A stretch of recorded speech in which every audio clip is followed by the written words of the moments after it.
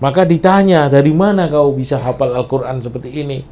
Dikatakan setiap perjalanan aku membawa mobil, terus aku mendengarkan bacaan Al-Quran, bacaan Al-Quran, bacaan Al-Quran, sampai akhirnya aku menyelesaikan hafalan Al-Quran dengan bacaan yang indah dan tepat.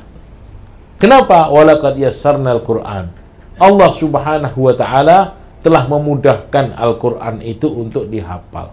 Dihafal aja bisa, dihafal aja mungkin, apalagi cuma dibaca. Allahu Allahu Allahu Allah, Allahu Allahu Allahu Allah.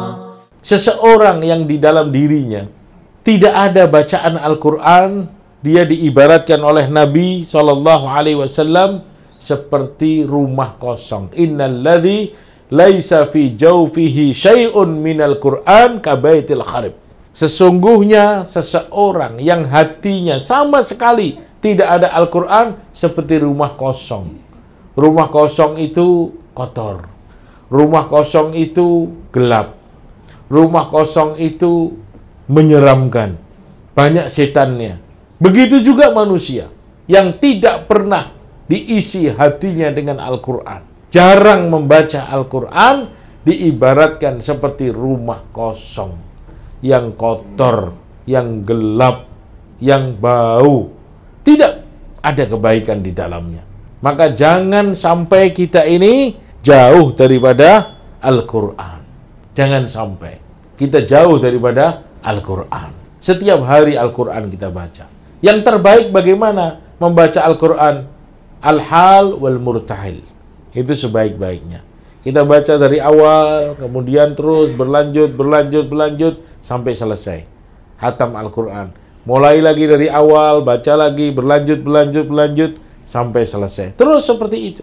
Dan lebih utama lagi, kalau kita niat untuk menghafalkan Al-Quran. Jangan kita pesimis. Jangan kita merasa tidak mungkin.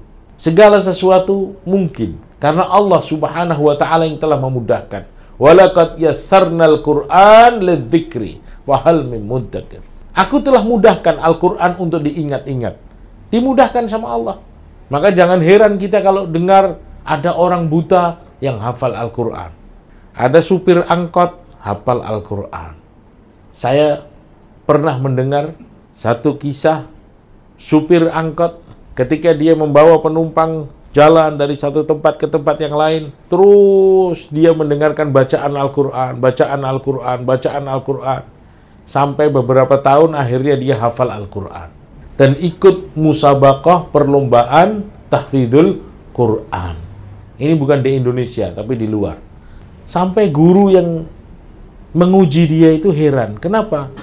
Karena ketika dia datang dalam musabaqah tersebut, pakaiannya biasa-biasa saja. Penampilannya bukan seperti ulama, ya kan? Model mukanya pun biasa-biasa saja. Tapi subhanallah, ketika diuji, dia hafal dengan mungkin 30 juz Al-Quran. Maka ditanya, dari mana kau bisa hafal Al-Quran seperti ini?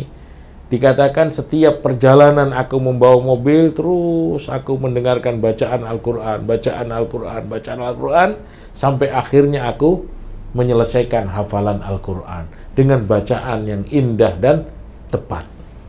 Kenapa? Walaqad yassarna Al-Quran. Allah Subhanahu wa ta'ala telah memudahkan Al-Quran itu untuk dihafal. Dihafal aja bisa, dihafal aja mungkin, apalagi cuma dibaca. Apalagi cuma dibaca. Kalau dibaca, insya Allah, ya, itu lebih memungkinkan lagi.